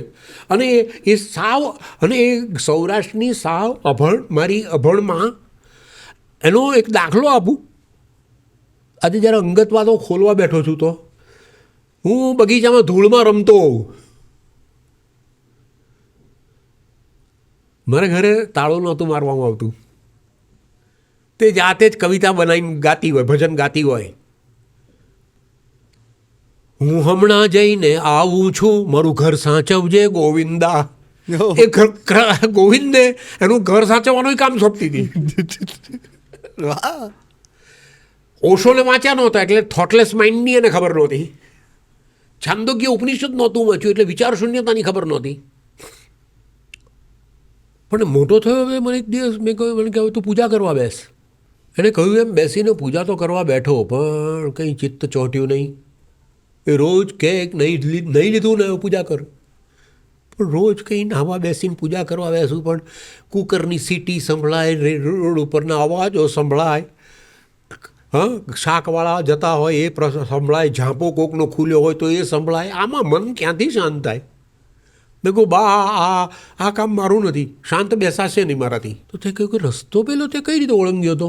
વાહ. તો કહું ભાઈ એ તો એવું છે કે એક વાહન આવે અને બીજું જાય, વચ્ચે જગ્યા હોય ત્યારે આગળ જવાય. હવે એક અભણ સ્ત્રી કહે છે, સાંભળજો, અભણ વારે વારે કહીશ એટલા માટે કે મને ગૌરવ થાય છે કે આ ભારતની પ્રત્યેક સ્ત્રીને વંદન કરવા પડે, કારણ કે એ કેટલી ભણેલી છે. એણે કહ્યું કે તને ખબર છે આપણા એક વિચાર ને બીજા વિચારની વચ્ચે જગ્યા હોય છે સાહેબ. મેં કઈ રીતે? મને કે લખી જો. અત્યારે આપણે અહીંયા બેઠા છીએ ને તો પણ આપણું મન એટલું બધું પાવરફુલ છે કે અહીંયા બેઠા બેઠા પણ અંદરથી ક્યાંક સુરતમાં બેઠું હોય ને ભાવનગર જઈને બેઠું હોય. 100%. તો આ એટલે તો લખી જો, અને કોઈ કન્ટિન્યુટી જ નથી વિચારોની વચ્ચે. તો મેં કહ્યું હા. તો મને કે એટલે એક વિચાર પૂરો થાય અને બીજો વિચાર શરૂ થાય, એની વચ્ચે આપણે અટકતા શીખવાનું. હવે શેર, રસ્તા જોયા, વાહન જોયા, વિચારને પણ જોતા શીખ્યો. હવે આ વિચાર જોતા શીખવાની પ્રોસેસ છે ને એ 35 વર્ષ ચાલી ત્યાર પછી આ શેર લખાયો. હા, દેરી મંદિર શોધી શોધી લોક નિરંતર ફર્યા કરે છે, રોજ રોજ સરનામું બદલી જાણે ઈશ્વર ફર્યા કરે છે. રસ્તા જોયા, વાહન જોયા, વિચારને પણ જોતા શીખ્યો, કોઈ નથી જંપીને બેઠું, માણસ માતર ફર્યા કરે છે. ને પવન આવતા કરે ઉડાઉડ પ્લાસ્ટિકની હલકી કોથળીઓ જોયા છે મેં, સુખના છાંટે ઘણાય અદ્ધર ફર્યા કરે છે. ગળી જાય છે બધાય સુખ દુઃખ, ગળી જાય છે બધું ભલભલું, મનનું નામ ધરીને ભીતર ભૂખ્યો અજગર ફર્યા કરે છે. ન દર્શન છોડી પ્રદક્ષિણામાં રસ કેવો મિસ્કીન પડ્યો છે. ભીતર પ્રવેશવાને બદલે ચક્કર ચક્કર ફર્યા કરે છે. રસ્તા જોયા, વાહન જોયા, વિચારને પણ જોતા શીખ્યો, કોઈ નથી જંપીને બેઠું, માણસ માતર ફર્યા કરે છે. દેરી મંદિર શોધી શોધી લોક નિરંતર ફર્યા કરે છે, રોજ રોજ સરનામું બદલી જાણે ઈશ્વર ફર્યા કરે છે. આ ગઝલની સાથે મારું થોડુંક બાળપણ, મારો અનુભવ પણ જોડાયો છે. ક્યારેક વર્ષો લાગ્યા હોય કોઈ બે પંક્તિને, અને ક્યારેક એક રાતમાં મેં કોઈ એમ આટલી ગઝલો આવી ગઈ હોય. એમને ઘણો બધો પ્રેમ અને ધન્ય છે એ માતાને કે જી જેમણે આ બાળકને જન્મ આપ્યો. સાહેબ એક વાત કરું, મને એવો પ્રશ્ન બહુ થતો કે મને દર્શન કરવા લઈ જાય, હા, અંબાજી દર્શન કરવા લઈ જાય, બહુચરાજી દર્શન કરવા લઈ જાય, દર્શન કરવા લઈ જાય અને એની જોડે જવાનું, અને પછી મને કે ચાલ આંખ મીચી દે, હું આંખ મીચી દઉં, અને પછી કે ચાલ દર્શન થઈ ગયા. તો અને કે 1.25 લાખ રૂપિયાના દર્શન થયા. એ વખતે 1.25 લાખ રૂપિયા બહુ મોટા કહેવાતા હતા. તો 1.25 લાખના દર્શન થયા. કહું પણ બા અંદર તું ભગવાન પાસે મને લઈ ગઈ, ઊભો રાખ્યો, આંખ બંધ કરી, અને પછી મને કે દર્શન કર. હા, દર્શન તો ખુલ્લી આંખે થાય, આ બંધ આંખે ક્યાંથી થાય? તો એમણે પાછા વળતા વળતા કંઈ બોલ્યા નહીં. મને કે તું બહુ પ્રશ્નો કરે છે, તને ઊભી રાખ્યો મને. જો કે છે સાંભળ, તું જમતા જમતા બોલી શકે ખરો કે છે? તો હા, ખાતા ખાતા બોલાય. તો કે ખોટું કહેવાય, ખાતા ખાતા નહીં બોલવું, શાસ્ત્રમાં લખ્યું છે. હું કેમ? તો મને કે જ્યારે આપણી અન્નનળી ખુલે ને ત્યારે શ્વાસ નળીનો પડદો બંધ થઈ જવો જોઈએ, તો જ આપણો કોળિયો અન્નનળીમાં ના જતો રહે, શ્વાસ નળીમાં ના જતો રહે. નહીં તો અંતરાસ જાય પાણી પીએ છીએ ત્યારે. એવી રીતે આપણે આપણી આંખો, જગતને જોનારી આંખો બંધ કરીએ ને તો અંદરની આંખો ખુલે. બહુ સીધું સાધું વાક્ય એ બોલી હતી. આ આંખો જોતી ઓછું થઈ ત્યારે સમજાવ્યું કે હો પેલું અંદરથી જોવાની ચીજ છે. બંધ આંખે પણ સપના જોઈ શકાય છે. ત્યારે ખબર પડી કે આંખની જરૂર તો છે નહીં. આંખ બંધ કરીને અંદર હું કેવો ઝળહળતો છું એની મને ખબર પડે છે. આંખ ગઈ મિસ્કીન, પછી થઈ ગઈ ગઝલ ખુદ લાકડી. ઓહો ઓહો, આંખ ગઈ મિસ્કીન, પછી થઈ ગઈ ગઝલ ખુદ લાકડી. શબ્દને તે ઓળખાવ્યો કઈ તરફથી કઈ તરફ. ક્યાં કઈ વાત. તરફથી મેં શાયરીઓ લખી હતી અને કઈ તરફ આજે શાયરીઓ એ મને લઈ ગઈ. બસ આમ વાત છે. સાહેબ ભગવાનનો જેટલો આભાર માનું ને હા, એટલો ઓછો છે કે આજે એટલું નજીકથી તમને સાંભળવાનો મોકો મળે છે. એની જ ઈચ્છા છે, ડિવાઇન ડિઝાઇનરની છે. એની ઈચ્છા છે, કાલે મળી આવે એટલે મળવા આવ્યો. તમને કહી દીધું હશે, કાન બોલાવી લે એટલે બોલાવી લીધો તમે. હર્ષિભાઈ એક બહુ સરસ વાત કરી દો, બસ એની કૃપા હોય તો જ મળાય છે. બાકી સાહેબ ઘણું બધું મને અત્યારે પર્સનલી હકીકતમાં સાચી વાત કહું છું, મને એવું થાય છે કે આ પોડકાસ્ટ જલ્દી ના પતવો જોઈએ. હવે તો શું છે તમારા મતે પ્રેમ શું છે? ચાલો જીવનમાં એક જ તરફી પ્રેમ ને એ તે સાવ નિષ્ફળ. એમાં શું બરોબર? શું વાત છે? હા. એક તરફી તમે કર્યો તો પ્રેમ? કોઈક એક તરફી જ પ્રેમ, કોઈ એક તરફી પ્રેમ, કંઈ ખાસ કંઈ એમાં કંઈ ઉકાળ્યું નહોતું.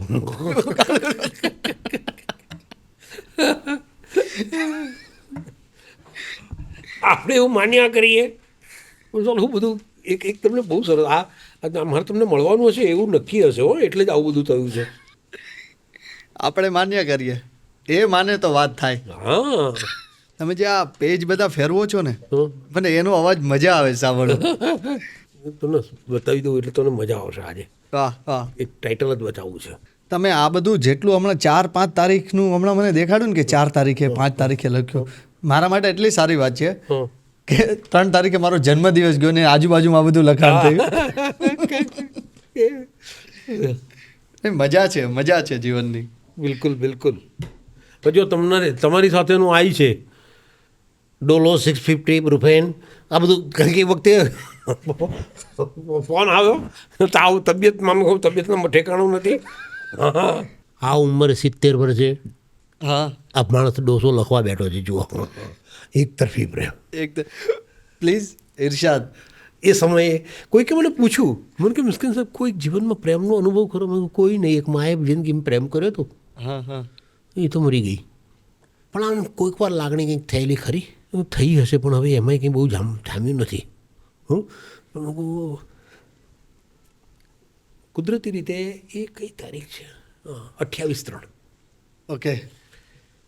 કોઈને ચૂપચાપ પુષ્કળ ચાહવાનું, ચૂપચાપ એ પણ. હા, કોઈને ચૂપચાપ પુષ્કળ ચાહવાનું ભાગ્યમાં.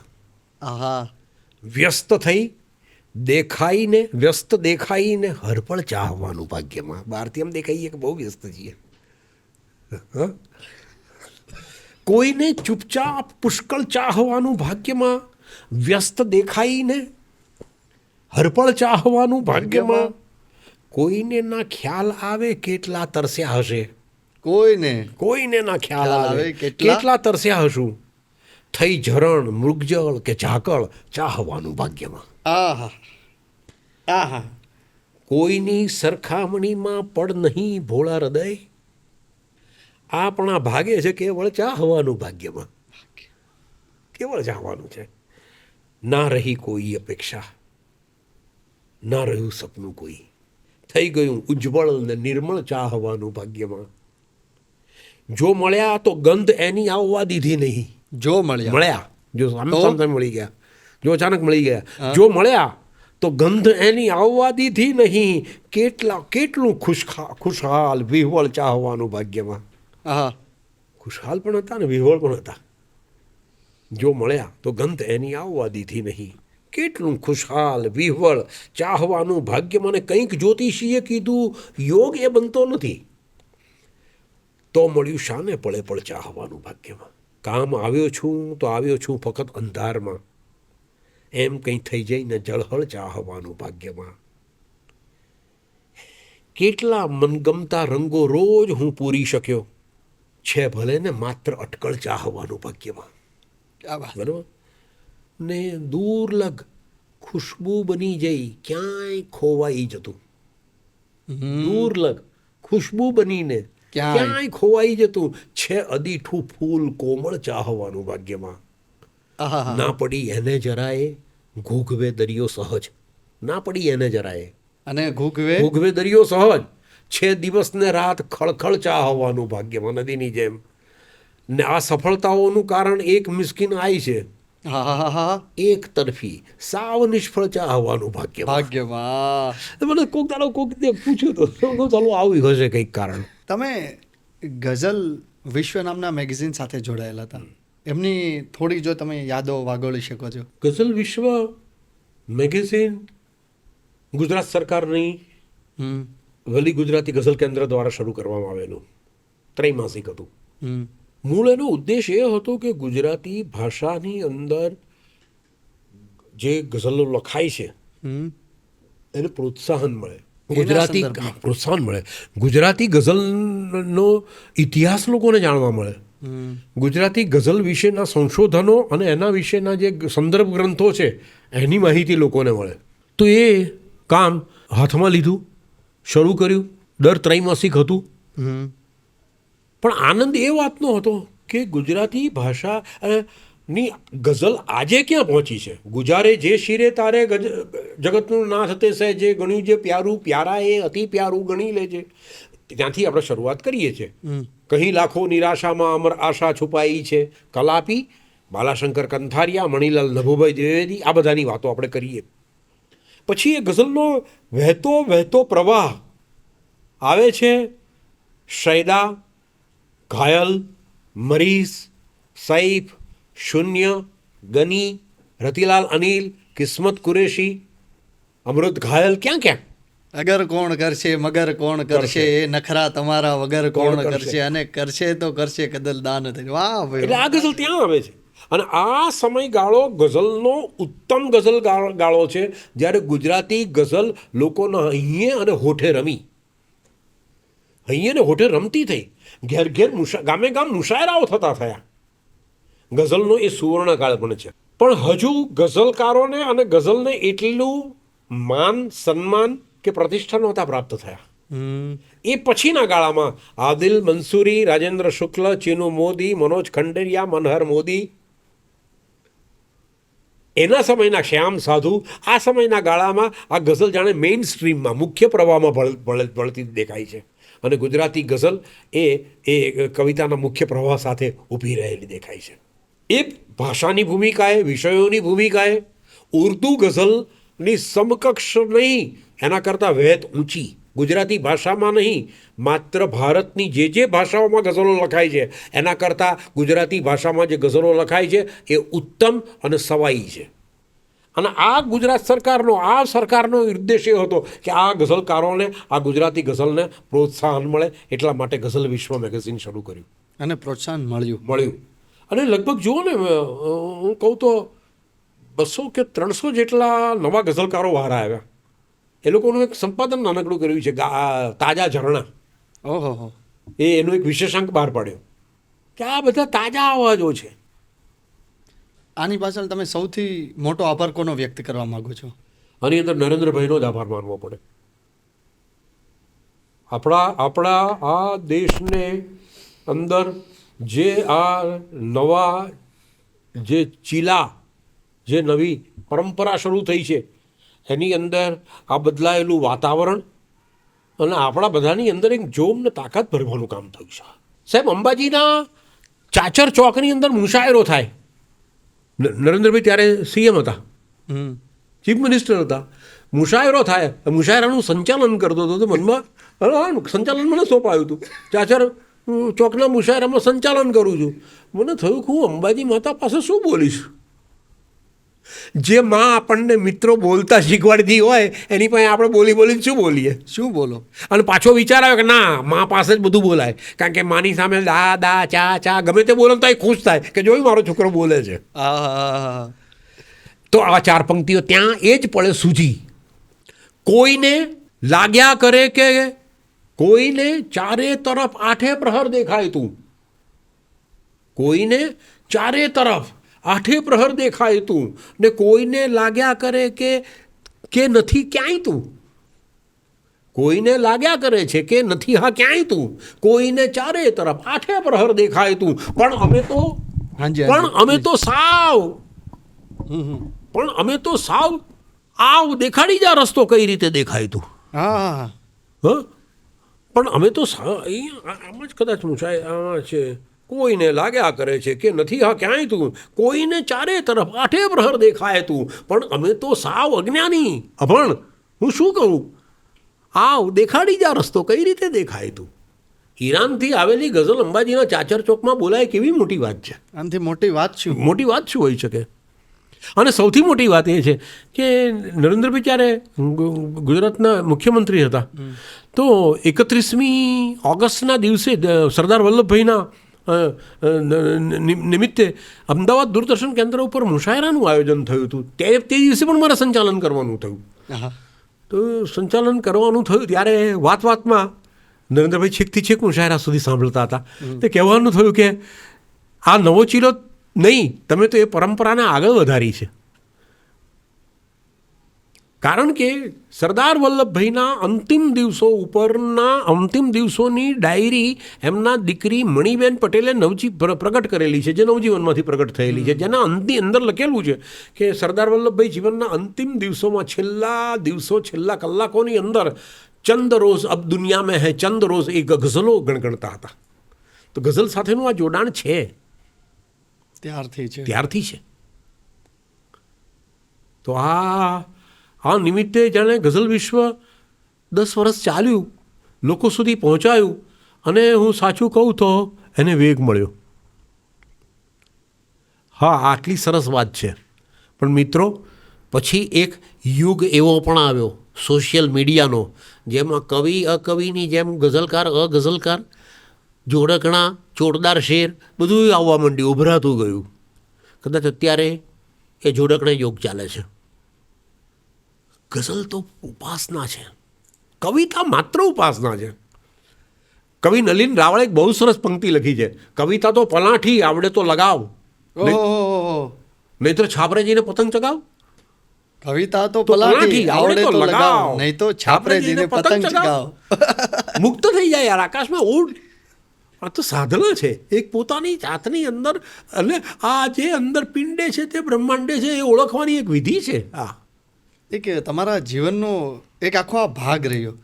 તમે વડોદરાની વાત કરી, મારે થોડીક હવે આપણે પોડકાસ્ટના અંત તરફ, ને મારે તમને બહુ કષ્ટી નથી પહોંચાડવી, અંત તરફ જાય છે ત્યારે ખલીલ ધંધેજીવી સર સાથેના, સાહેબ સાથેના કોઈ કિસ્સા, તમારા 1-2 કિસ્સા જો તમે કહો તો. તમે સ્ટેજ શેર કરેલા છે સાથે? હા, ખલીલ સાહેબ સાથે, આદિલ સાહેબ સાથે, રાજેન્દ્ર શુક્લ સાથે, કે બધાની સાથે ભરપૂર મુશાયરાઓ. એટલે આદિલ સાહેબની સાથે તો વ્યક્તિગત અમે નાની બેઠકોમાં જતા હતા સાથે. આદિલ સાહેબ સ્કૂટર ચલાવે, એનું પાછળ બેસી ગયો, અને અમે અમદાવાદના નાના વિસ્તારોમાં જઈને સાથે કાવ્ય પઠન સાંજે જઈને 1-2 કલાક કરીને પાછા આવ્યા હોઈએ, 15 જણા. ખલીલ સાહેબની સાથે મુશાયરાઓ કર્યા છે. પણ સરસ વાત એ છે કે જ્યારે હું અને ખલીલ સાહેબ સાથે હોઈએ ત્યારે ઘણા મુશાયરાઓમાં એવું છે કે અમે 2 કે 3 જ જણ હોઈએ, અને અમે 2-3 કવિઓની અંદર જ વેચાઈ ગયા હોઈએ પૂરેપૂરા સમય લઈને વરસ્યા હોઈએ. મુંબઈમાં એક મુશાયરાની અંદર હતું. હા, છેલ્લે ઉદયન ઠક્કરે એક કાર્યક્રમ કર્યો હતો, કાફે ગઝલિસ્તાન, ભવન્સની અંદર હતો, અને એની અંદર ભાવેશ ભટ્ટ, ખલીલ ધંધેજીવી અને હું, અમે 3 જણ એક હોટલમાં બેઠા છીએ અને વાતો કરતાં ગઝલોની વાતો કરીએ છીએ. આવું એક આખું આયોજન કર્યું હતું, બહુ સરસ સફળ રહ્યું હતું. ખલીલ સાહેબ એક એવી વ્યક્તિ હતા કે જે કાગળને કન્સલ્ટ કર્યા વગર, સુરેશ દલાલની ભાષામાં કહું તો, માત્ર ગઝલો રજૂ કરતા હતા મોઢે મોઢ. એમના સંગ્રહો છપાયા ત્યારે કદાચ એમણે હસ્તપ્રતો બનાવી હશે. યાદગાર, સરસ વ્યક્તિ અને ગમે આપણને. હું તો પ્રત્યેક ગઝલકારને બહુ આદરને વાલથી જોનારો છું. તમે મરીઝ સાહેબનું નામ બોલ્યા. હા, મરીઝ સાહેબ, મરીઝ સાહેબને સૌથી પહેલી વાર જિંદગીની અંદર કોલેજના પહેલા વર્ષમાં ભણતો હતો ત્યારે મળ્યો હોઈશ. શું વાત છે? અને અમદાવાદની અંદર ટાઉન હોલ છે, મારા પ્રિય છે. ટાઉન હોલની પાછળ ગુરુકૃપા ગેસ્ટ હાઉસ, અને ગુરુકૃપા ગેસ્ટ હાઉસમાં એસટી તરફથી મુશાયરો જલન માત્રીએ યોજ્યો હતો. એને માટે આ બધા શાયરો આવેલા હતા. સવારના ટ્રેનમાં રાતના પેલામાં એ રીતે આવેલા હતા. અમૃત ઘાયલ હતા, બરકત વિરાણી, બેફામ, સાહેબ પાલનપુરી, શૂન્ય પાલનપુરી, મરીઝ, શૂન્ય પાલનપુરી, મરીઝ, બધા અદ્ભુત અદ્ભુત વ્યક્તિઓ હતા. અને ગનીભાઈને મેં કહ્યું કે મારે મરીઝ સાહેબના દર્શન કરવા છે. દર્શન કરવા? બિલકુલ બિલકુલ. આ ન ભૂતો ન ભવિષ્યથી, આ સદીઓમાં જન્મે એવા શાયરો છે બધા. સદીઓમાં જન્મે એવા શાયરો. આ સામાન્ય વ્યક્તિઓ નથી. માં સરસ્વતીની પરમ કૃપા થઈ હોય ત્યારે આવે છે. કેવું એમનું વ્યક્તિત્વ કેવું હતું? અરે સાવ ખોવાયેલું વ્યક્તિત્વ. શું વાત કરી તમે? આ ટૂંકો બુસ્કોટ, આરપાર એ વખતે પેલો આરપાર કાપડ દેખાય ને એવું નાયલોનનું કે સસ્કિનનું એવું કંઈક પહેરેલું હોય. ટૂંકો બુસ્કોટ, ટૂંકું ગોળ, ઇસ્ત્રી વગરનું ગોળ, ગોળ ઇસ્ત્રી વગરનું ગોળ પેન્ટ, અને બેઠા હતા ક્યાંક આમ ચશ્મા સહેજ નીકળી ગયેલા, ખોવાઈ ગયેલી આંખો, અને ક્યાંક જાણે ઊંડા ઉતરી ગયેલા હોય એવું લાગે. ગનીભાઈએ ઓળખાણ કરાવી મરીઝ સાહેબને અને કહ્યું કે આ છોકરો રાજેશ છે અને ગઝલો લખે છે. એટલે એમણે મારી સામે આમ જોયું અને પછી હું રાહ જોતો હતો કે મને ક્યાંક ગઝલ સંભળાવ, અને એમણે કહ્યું કે સંભળાવ, એટલે મેં સંભળાવી દીધી. કવિલોક મેગેઝિનમાં મારી એ કવિતા આવી હતી. એક તું ઝરમરતી ઝરમર આભની, સાવ કોરી ઠીબનું હું ઠીકરું, સાંજના બોળું મને હું યાદમાં, ને સૂરજ ઉગતા લગી હું નીતરું, ભાગ્ય તો જેના હશે એ ચૂમશે, લાવ મહેંદી થઈ હથેળી ચિતરું. એમણે અહીંયા લાવ મહેંદી થઈ હથેળી ચિતરું કહ્યું. મને કે અહીંયાથી રંગ ઘૂંટાય છે, આવો શેર હોવો જોઈએ. અહીંયાથી મજા આવી આ ગઝલમાં. ઓહ, ત્યાં સુધીના ગાળાની અંદર મરીઝ સાહેબના વિશે વાત કરવાની હતી ત્યારે મરીઝ સાહેબને મેં કહ્યું કે મરીઝ સાહેબ, મેં તમારો ગઝલ સંગ્રહ આગમન ખરીદેલો છે. આગમન? હા, 5 રૂપિયાનો હતો. વોરા પબ્લિકેશને પબ્લિશ કરેલો. હું ક્યાં કહું છું આપની હા હોવી જોઈએ, ના કહો છો એમાં પણ વ્યથા હોવી જોઈએ. તો મરીઝ સાહેબની કોઈ પણ ગઝલ બોલું ગઝલ મરીઝ સાહેબની નઝમ બોલું બરસ. હા, અત્યારે પણ આજની તારીખમાં તમને ગમતી મરીઝ સાહેબ મારે અંત તરફ નથી જવું અત્યારે, પ્લીઝ. તો મરીઝ સાહેબની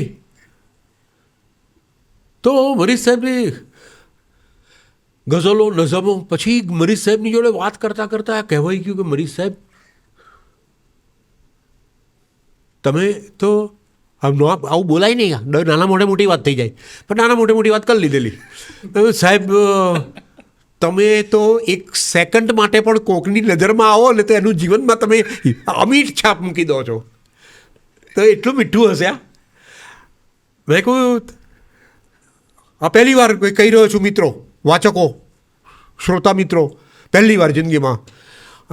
હરીન્દ્ર દવેએ અનાગત નામનું એમનો નવલકથા છે, અને અનાગત નવલકથાની અંદર ચંદન મારવાડીનું પાત્ર છે. અને ચંદન મારવાડી છે ખરો ને, એ પીધા પછી જ મૂડમાં આવે, અને પછી સ્ટેજ ઉપર આવે ત્યારે ચંદન મારવાડી છે ભૂલી જાય, અને ઓડિયન્સ એની ઉપર ઝૂમી ઉઠે. આ આખું જે પાત્ર ચંદન મારવાડીનું છે ને એ મરીઝ પોતે. તમે આ બધી વાતો કરેલી એમને, એટલા બધા ખુશખુશાલ થઈને સાંભળતા હતા. પછી નિસ્પૃહ ભાવે આપણાથી ડિટેચ. પણ આ બધા શિખરો છે. બહાર દેખાવ પૂરતા દુનિયામાં હોય છે, અંદરથી ક્યાંક તાર જોડીને બેઠેલા હોય છે.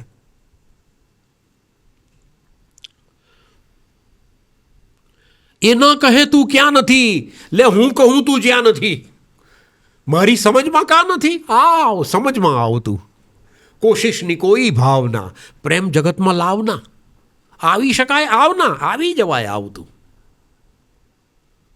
કેવી સરસ પંક્તિઓ છે, એકે એક પંક્તિઓ. કોઈ પણ ગઝલ, અરે સાહેબ નઝમ પણ વાંચજો. નઝમની અંદર પણ જે ભૂમિકાએથી વાત થઈ છે એ ભૂમિકા એ કોઈક ને કોઈક વાર આપણે જીવી પણ ગયા હોઈએ છીએ. થેન્ક યુ સાહેબ, થેન્ક યુ કે મને અમને તમે એ આખી ક્ષણમાં લઈ ગયા. હા, બિલકુલ. મારી સાહેબ. એવું ક્યારેય લાગ્યું છે કે હવે નિવૃત્તિ લેવી છે? હું કંઈ કામ નથી કરતો, તે નિવૃત્તિનો વિચાર નથી આવતો. જીવું છું, જીવી લઉં છું. નિવૃત્તિનો કોઈ વિચાર જ નથી. જીવવાની રીત. હા, બસ આ જેવી રીતે ચંપલ ઉતારીને અહીંયા બેઠો છું અને હમણાં ચંપલ પહેરીને જતો રહીશ. મૃત્યુ આવે તો કહીશ કે ચાલ આવું છું. કોઈ એવી લાંબી પડોજણ જ નથી. જીવું છું, જીવવાની રીત નવી જાણીને. હા, બસ સરસ રીતે. બાકી કોઈ એવી પેલી જ નથી. આજના જે યંગ જનરેશન જેટલું છે એ પણ શું ધીરે ધીરે ગઝલ અને એનો ચાહક વર્ગ વધી રહ્યો છે? ગઝલકારો ખૂબ છે પણ ગઝલો ઓછી છે. ઓહ, સૌથી પહેલી વસ્તુ મને લાગે છે કે કદાચ સોશિયલ મીડિયાથી જલ્દી પહોંચી જવાય છે લોકો સુધી, પણ એ તમારી અંદર જે જલ્દી પ્રસિદ્ધ થઈ જવાની ઈચ્છા, જે લોકપ્રિયતાની ઈચ્છા, એ તમને નુકસાન કરી શકે એમ છે. તમારું ડેમેજ કરી દે. હા, તમે તમારી જાતને મળો, આ કુદરતને મળો, વાંચો, ખૂબ વાંચો, રિયાઝ કરો. 2-3 વર્ષ સુધી મેં બધાને પ્રસ્તાવના લખી આપતો હતો, આશીર્વચન લખી આપતો હતો. એક દિવસ ખબર પડી ગયો 197થી વધારે સંગ્રહો પુસ્તકોને મેં આશીર્વચનો લખી નાખ્યા હશે. 197 વધારે ગઝલ સંગ્રહો હશે. એકવાર રઘુવીરભાઈએ જરા કહ્યું હતું પણ ખરું કે મિસ્કિન ખૂબ પ્રસ્તાવનાઓ લખે. મેં 2-3 વર્ષથી અટકી ગયો છું પ્રસ્તાવનાઓ લખવાનું. કારણ કે એક વસ્તુ એવી છે કે પંડિત જસરાજજી જેવા જસરાજજી રોજ રિયાઝ કરતા હોય, પણ એ રોજ એ રિયાઝની સીડી બહાર નથી પાડતા. આપણે ત્યાં અત્યારે છપોતરા જેવા સંગ્રહો પ્રગટ થઈ જાય છે. ફરીવાર એ લોકો પણ નહીં વાંચતા હોય. પક્વ થવા દેવું જોઈએ. આ મારી કવિતા કંઈક કન્ટ્રીબ્યુટ કરી શકે છે ખરી? મને વ્યક્ત કરી શકે છે ખરું? કંઈક નવું કહેવાયું છે ખરું? મારું જીવાયું કંઈક મને સાર્થક લાગે છે ખરું? મારે ના છૂટકે કહેવું એવું છે આ તો કંઈક લખાય. બાકી પણ કાળ નક્કી કરે છે. આપણે કોણ નક્કી કરનાર? કાળ નક્કી કરી લેશે કે કયું ટકશે, કયું નહીં ટકે. પહેલાં તો જીવાય છે, પછી લખાય છે. પછી જવાય. અત્યારે જેટલા પણ લોકો સાહેબ તમને સાંભળે છે, જેટલા પણ નવા લેખકો તૈયાર થઈ રહ્યા છે, લખવું છે એમને ઘણું બધું, એક મુકામ સુધી પહોંચવું છે. તમે અવળો લાંબો બહોળો અનુભવ પછી તમે શું ટિપ્સ આપવા માગો છો એ લોકોને? પ્લીઝ. બસ તમને જે અનુભવાય એ લખો. ખૂબ એકાંતમાં તમારી જાતને મળો. તમે તમારો લય ઓળખો, તમારો મૂડ ઓળખો. દરેક બાળકના અવાજો સરખા હોય, પણ સહેજ મોટો થાય ને પછી દરેકનો અવાજ જુદો થાય. તમારો જ અવાજ ક્યારે તમે સાંભળી શકો છો એવું લાગે એ લખજો. લખતા રહેજો. કોઈ વખાણે કે કોઈ અપખોડે તો એવું દુઃખ નહીં લગાડવું, બહુ ધ્યાનમાં નહીં લેવું. કારણ કે અપખોડનારા પણ આપણને સાચું અપખોડતા હોય એવું ના બને. પણ આપણે આપણી સાધના જાળવી રાખવી. અને આ સાધના છે, ઉપાસના છે. ઉપાસનાનો અર્થ જ છે કે આપણે આપણી નજીક બેસવું, ખૂબ નજીક બેસવું. બસ લખતા રહેજો. ભાવ વિરેચન, કેથાર્સિસ, આ બધા શબ્દો બહુ મહત્વના છે. ક્યાંક ખાલી તો થવાય છે જિંદગીની અંદર. આ એક ઉપાસના છે, ધ્યાન છે, આ પૂજા છે.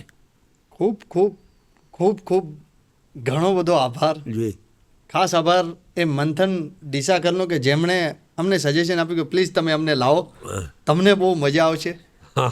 જેટલા પણ લોકો તમને સાંભળી રહ્યા છે, મારી ટીમ અને મારી વતી, તમારો ખૂબ ખૂબ આભાર. અમને બહુ બધું સાહેબ જાણવા મળ્યું. મંથનભાઈ બહુ જ સરસ ગઝલકાર છે. અને બહુ જ વાલા ગઝલકાર છે મને. નમસ્તે. સાહેબ બહુ બધું જાણવા મળ્યું એ બદલ તમારો ખૂબ ખૂબ ફરીથી આભાર. Thank you. ફરીથી